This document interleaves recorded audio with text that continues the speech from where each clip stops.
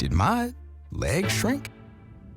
I can move them. I mean, I knew Alaska Airlines Premium Class had extra leg room, but this feels different. Okay, crazy idea. On the count of 3, I'm going to try and cross my... Oh, boy! That's nice!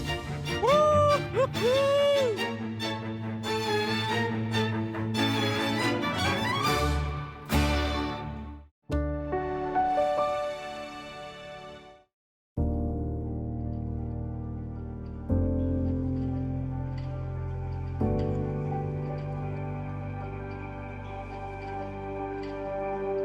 And now, the Cascade PBS Ideas Festival, featuring journalists, newsmakers, and innovators from around the country in conversation about the issues making headlines.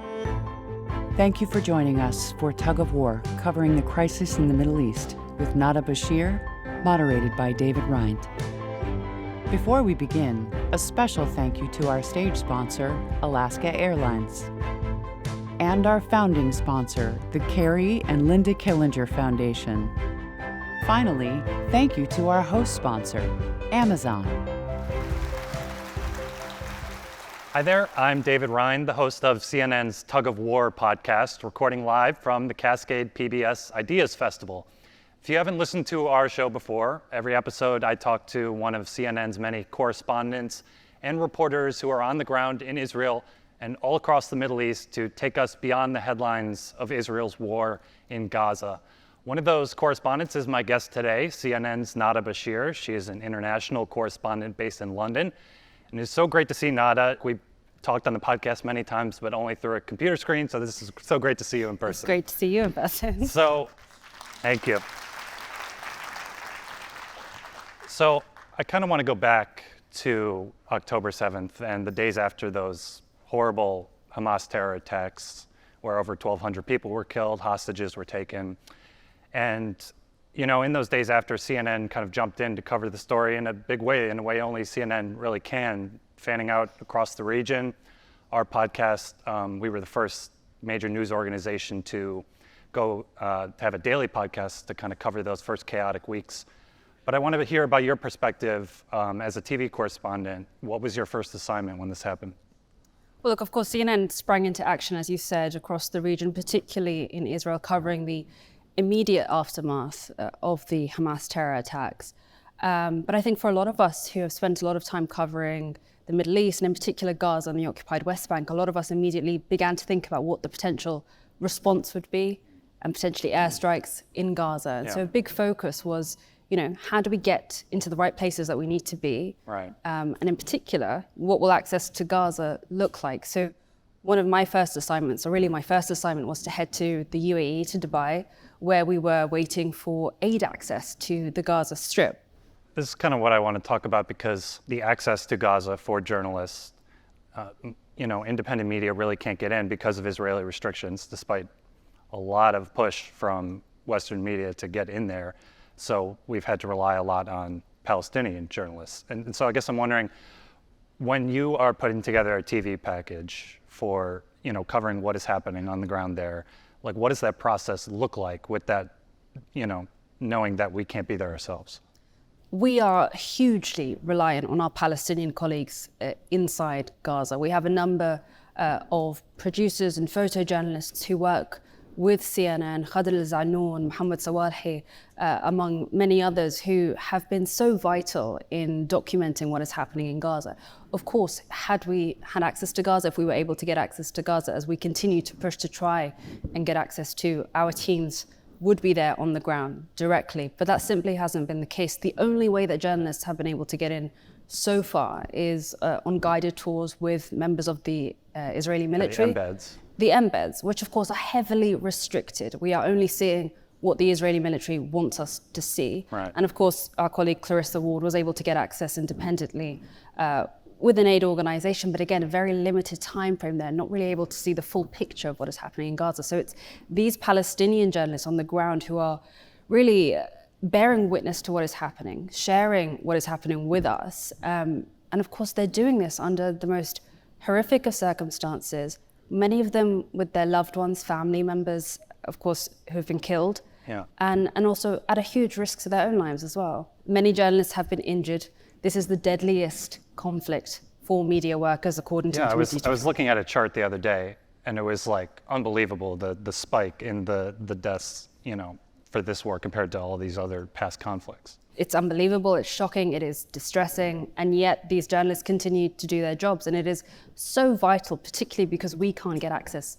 And of course, these are journalists who know the story inside out. This is their lives, they've lived through this, and we're not just talking about living in a conflict zone post-October 7th, but we're also talking about what it means to live as a Palestinian in the Gaza Strip, which has been under a blockade since 2007. It is a unique experience for a journalist living in those conditions, and it is so vital for us as Western media outlets to listen to these journalists, to rely on their expertise, and to really value the storytelling that is coming out of Gaza. Yeah, so you kind of deal with them directly when you're putting together your reports. So what did they tell you about what is being lost as we hear all these heated discussions about this conflict, on college campuses or wherever it may be? I mean, for Palestinian journalists, both in the Gaza Strip and also in the occupied West Bank, the message that we've heard time and time again is that their perspectives are not being listened to, that they're not being relied upon, that we are seeing international journalists flying in to tell the story, when there are so many voices inside Gaza and in the occupied West Bank who have been desperate to tell the story and continue to try and tell their story. They're like, I've been saying this even before October 7th, that things are bad. Yes, we need people to pay attention. Yeah, absolutely. And we've heard that from our own colleagues in the Gaza Strip and in the occupied West Bank, in Jerusalem. I mean, this is a situation that has been bubbling for some time now. And we've been talking, pre-October 7th, we were talking a lot about the potential for another intifada, another uprising, another bout of violence in the occupied West Bank. And I think for a lot of time, international attention really shifted away from what was happening there. But, what is happening in Gaza right now is horrific. And it is a huge focus, of course, for outlets like CNN. But we can't lose sight of the fact that there have been huge issues in Gaza, huge human rights violations in both Gaza and the occupied West Bank before October 7th. And this is something that Palestinian journalists have been documenting throughout. Right. And I'm interested, too, in how the message and how the coverage is kind of different, in different places in the Middle East that you've been to as opposed to, in other parts of the world. How do you see that distinction? Well, look, when we're covering this story in the Middle East and we speak to people across the region, this isn't a new story for them. The Israel-Palestine conflict, the question of Palestinian self-determination is something which is deeply personal for many in the Middle East. It is something that is covered frequently by Middle Eastern news outlets, and in great depth as well, in a way that we don't necessarily see in the West, perhaps, in the US or elsewhere in Europe and the UK. And so there is a very different approach to how it is covered, and in particular with regards to the depth in which it's covered, because of course this is a conflict which has wide-reaching impacts, and that is felt primarily in the Middle East. I mean, we're seeing the war play out in the Gaza Strip, we're seeing the uptick in violence in the occupied West Bank, but we're also feeling the effects of it in other countries, from Lebanon, Syria, Iraq, Jordan, Egypt. So this is a conflict which impacts many across the Middle East. It is deeply personal. I'm interested in the idea of the protests that we've seen on campuses in the US the last couple of weeks. Yeah. And they're kind of spread all over the world now. And I think we hear from young people, and some of them say, this is the first time I'm hearing about a lot of these issues. And my eyes are kind of open to what has been going on here for the first time. Do you think that's kind of the same in other countries, or has it been going on for so long that it's just kind of deeply ingrained in people there? I do think there is a generational shift. We're seeing it a lot with young people who have, of course, access to social media, who rely predominantly now on social media for their updates on what is happening in Gaza and across the region, and who are seeing the unfiltered raw footage coming out of Gaza. Yeah. And I think that has drawn a very strong reaction from those in the younger generation. And we've seen that play out on college campuses. Now, the Palestine solidarity movement on campus isn't new. It's been around for decades. We've seen them active, we've seen them protest before, but never on this scale. But I don't think we've seen a war impacting the Palestinian people on this scale in the last few decades either. So the reaction is very strong, but it's also not just about solidarity with the Palestinian people. I mean, one of the primary messages that we're hearing in these college protests is an anti-war message. Many do not want to see this war play out. Many are calling for a ceasefire, which includes peace in Gaza, but also the return of hostages, crucially. Right.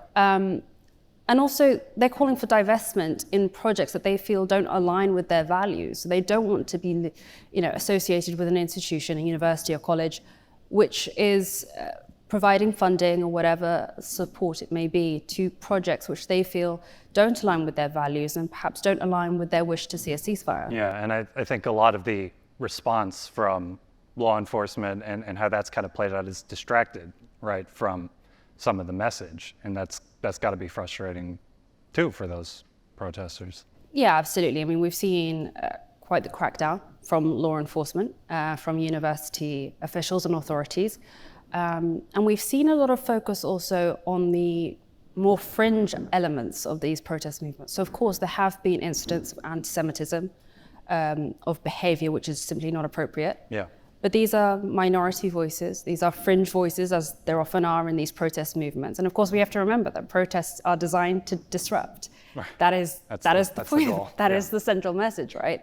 And so, yes, they are disruptive, but that is the point. They have largely been peaceful. And in fact, much of the violence that we've seen, or at least the tensions that we've seen, have come about as a result of that crackdown by law enforcement officials and in response to that. But I think the primary message that we've been hearing throughout these college protests, which are now spreading to where I live in the United Kingdom, is that they want to see an end to this war. They want to see peace in Gaza. They want to see a return of all the hostages.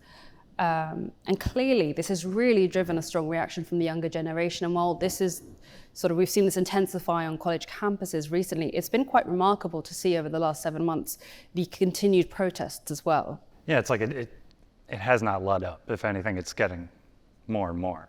Not at all. And I mean, in previous instances where we've seen airstrikes on Gaza, where we've seen assaults on the occupied West Bank, we have seen protests, but they haven't lasted as long. They haven't necessarily been as big. I mean, over the last 7 months, we've seen continued protests in New York, in Washington, in LA, in London. And, we're seeing US officials resigning. We're seeing others in other industries protesting, being quite vocal in their opposition to whatever institution they belong supporting or, as they see, facilitating the ongoing war in Gaza.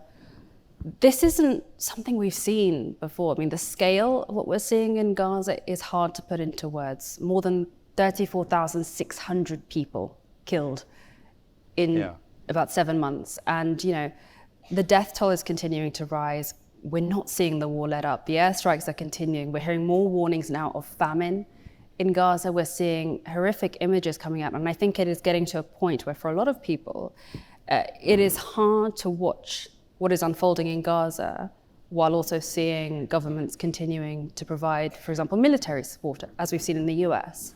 Well, I want to ask about the images. And you talk about the constant stream on social media and how people are just seeing that. So as a correspondent who is trying to kind of distill some of that into a story for TV, how do you approach that idea and the idea that, people may have been seeing a certain story play out on social media for days before they see it on TV? Yeah. I mean, we get a lot of responses, particularly from members of the younger generation, saying, we've seen this video on Instagram, on TikTok a week ago. Why am I just seeing it now on Exactly. CNN? Oh, CNN's only paying attention now, is the common response. But our job isn't to mimic social media. We see this video coming in. It often goes viral on platforms like Instagram and TikTok. But our job is to corroborate, to make sure we have all the facts, all the data, all the context needed in order to actually tell a full story, to paint a full picture of what is happening on the ground. Our job is to push back as well on authorities, to get the data and the information needed from authorities on the ground like Gaza's civil defense and the health ministry, but also to put those questions to the Israeli military as well, so that we can present this full picture of what is happening. And of course, a lot of the video that we're seeing coming in from Gaza is very distressing. It is very graphic. Yeah. And 7 months on, the worry is that people become desensitized to these sorts of images. And so our job is also to make sure that the videos that we are putting out there, the stories that we are putting out there, are as powerful as possible so that they resonate with the audience, as opposed to somebody sort of looking through it and then just flicking. Just unfiltered carnage. What stories have stuck out to you? What people have you met while on assignment that have kind of stayed with you all these 7 months?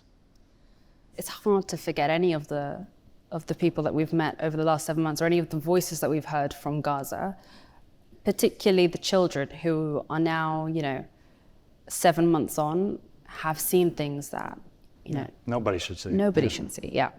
And so that's very difficult. Obviously, we can't get access to Gaza. We spent a lot of time in Jerusalem and the occupied West Bank speaking to Palestinian families there. We visited a number of families who actually were evacuated from Gaza before October 7th for medical treatment, and have now been unable to return, of course, because of the war. Wow. And so we spoke to children and their relatives who were able to accompany them for medical treatment. And despite the unfolding catastrophe in Gaza, all of them told us they wanted to go home, that they were worried about their loved ones back home. They would rather be back there where the airstrikes are falling. Yeah. To be with their families. Yeah. I think it's very interesting, the dynamic amongst the Palestinian community. And what I've noticed, and what I think a lot of people perhaps on the outside would underestimate, is the deep sense of attachment that members of the Palestinian community feel to their home, to their land. The land, yeah.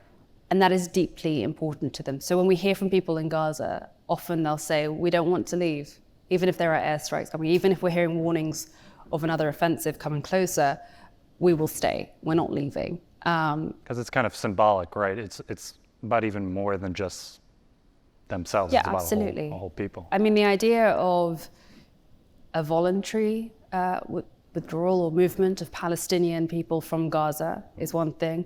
There have been suggestions of a forced movement of Palestinians from Gaza, perhaps across the Egyptian border. That has certainly been suggested by far-right members of the Israeli government.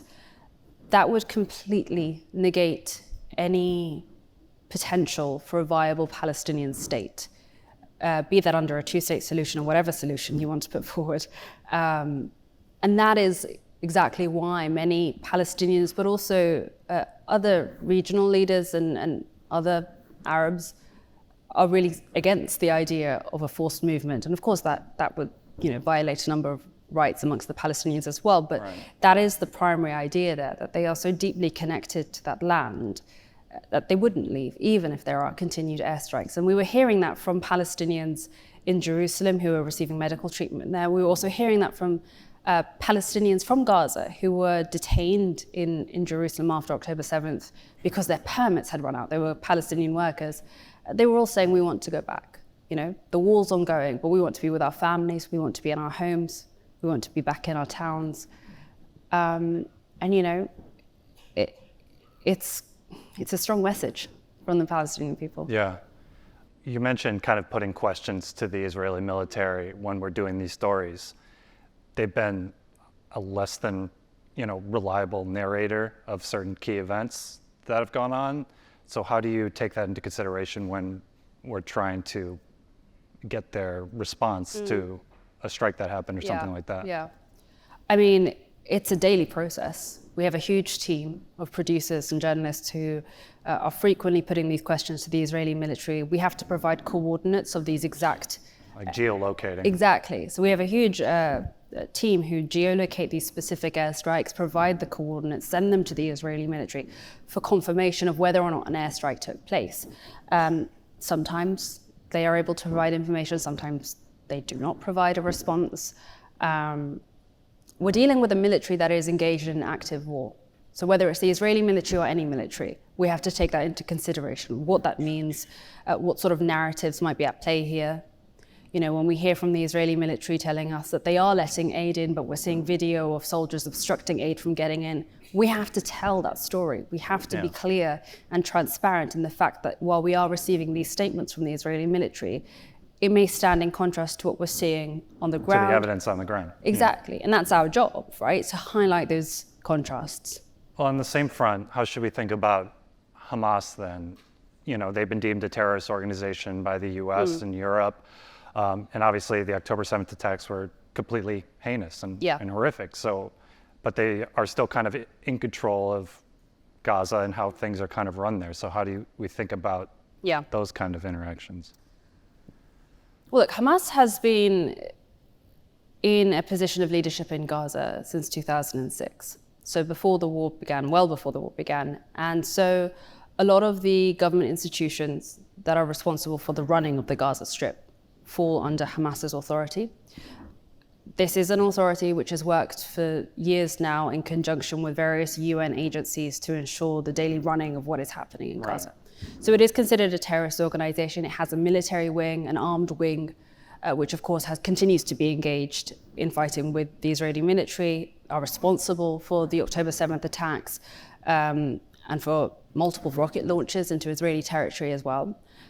But that is, I think, when we're talking about the running of the Gaza Strip necessarily, we almost have to treat them separately. Because since 2006, there has been no other governing body in Gaza. Right. So when we're trying to get information from the health ministry, for example, to frame that as, a wing of a terrorist organization, I think is inaccurate.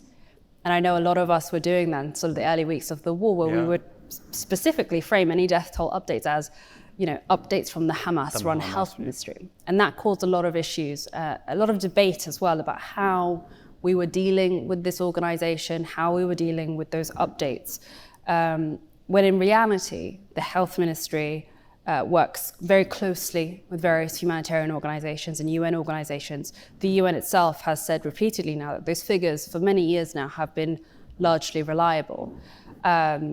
So yes, we're dealing with an organization that is considered by the US, the European Union, and many others as a terrorist organization. But we're also dealing with a group that is the only governing body in Gaza, a group that for many Palestinians is considered a resistance movement. And also important to remember that there are many Palestinians in Gaza who do not support Hamas, who haven't had a chance to vote in democratic elections, who do not support the attacks of October 7th, who do not want to see this war being carried out. And so there's a lot of nuance here. And so painting it as sort of one thing is very difficult. For a long time, the Israel-Palestine conflict has been painted as a very black and white, two sides conflict. You often hear people say, it's too complicated. Don't want to talk about it. Right. I think there's a lot of misunderstanding about what is actually happening. And I think what we really need to focus on is the fact that these are all human beings that we're talking about. So we're talking about very serious issues here that have been at play long before October 7th. But of course, predominantly now the focus is on the war, but you can't take away that context. And so yes, at first glance, it may be complicated, but it's our job to try and tell those stories and to try and present those stories in a way which includes the context, in a way which, brings forward the important nuances, history, and layers that are needed to understand what is happening in Gaza now. Do you think that people are starting to pick up on those nuances? Like, is that stuff kind of making it through, or do you think the passion behind all this is still just too much to break through?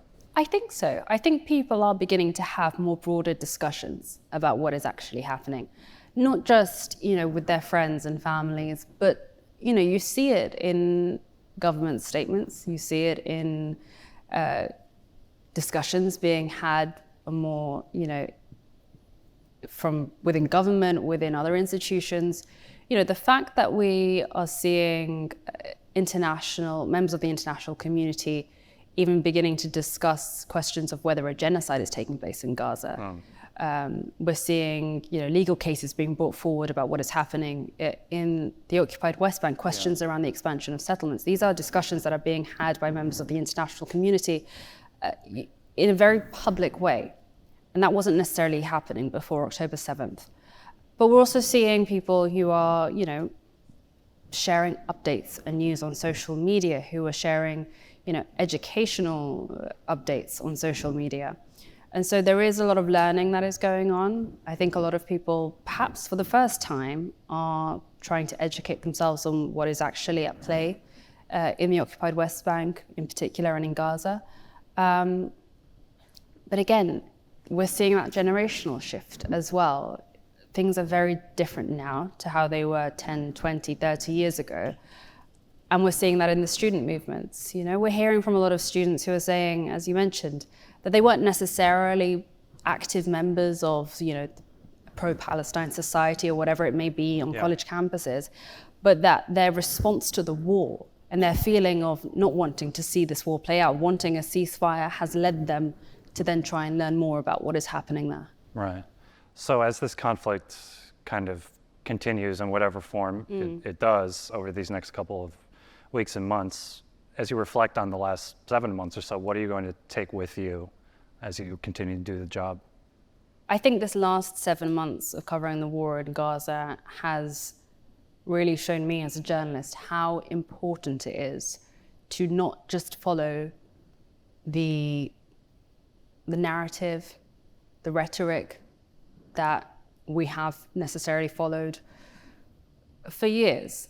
It's our job to challenge what we're seeing, what we're hearing. It's not just to go along with, whatever statements we're getting from whatever government bodies, but to think critically, to push back when we need to, and to accurately paint a picture of what is happening on the ground, whether or not we're able to get access. And I think for a long time, in particular, the Israel-Palestine conflict, as we said, has been treated as too complicated, as though, it's too hard to get into. Right. But I think what we've seen over the last few months, particularly amongst many of my colleagues, is a real effort to try and push back and to try and say, look, there is a lot of nuance, a lot of layers, but it's our job to distill those layers. And it's our job to tell the story as fairly as we can. And that may be difficult. It may not please the entire audience, but we need to tell the truth. That is the core element of our job.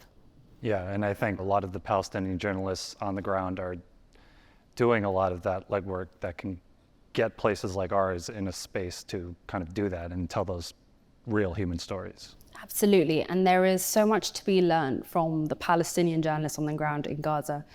So much. Their bravery, their dedication, their resilience. I mean, I have found nothing more inspiring than the work of the Palestinian journalists on the ground, and we are so deeply reliant on their work to bear witness to what is happening because we can't get access. But their work can't be taken for granted. These are incredibly brave, diligent journalists, and we are so very lucky to be able to work with them. Yeah. Well, we'll leave the conversation there. Nada, thank you so much. Thank you. And thank you all for coming. Appreciate it.